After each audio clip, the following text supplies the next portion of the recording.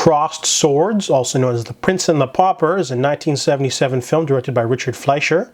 Now, this one I saw at the video store, but I couldn't find it because they shut down and I didn't buy it for $25 because that was the sale price. But I was able to find it now. I heard there's some sword fights in it, and there are.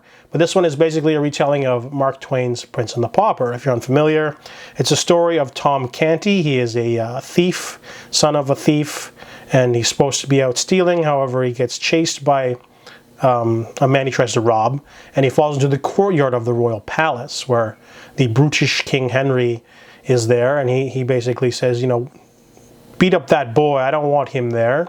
But he doesn't realize that Tom looks exactly like a doppelganger of Prince Edward. So the two of them bump into each other, and Prince Edward goes, you know, it'd be really funny for the masquerade ball if we switch places. So he puts on Tom's rags, keeps the royal seal, but then Tom is dressed up as the prince, and he goes over to show someone immediately and gets kicked out of the palace.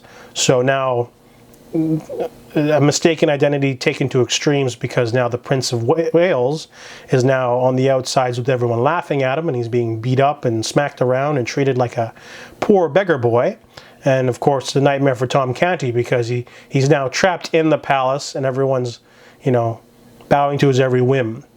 So this movie has a lot of on-screen legends. There's Ernest Borgnine, Rex Harrison, Charlton Heston, George C. Scott, Oliver Reed. See, just right there, you got like so many legends. That's worth watching the film itself. But the real scene stealer is obviously Oliver Reed as Miles Hendon, a man who befriends Edward while he's outside, and the two of them go on a journey basically to get back to London.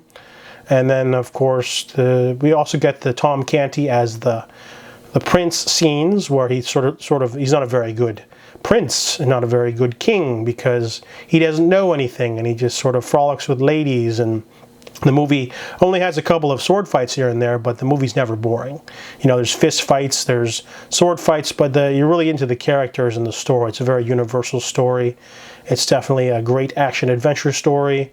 Held my attention throughout the entire running time. Definitely worth checking out. I give Crossed Swords a 7.5 out of 10.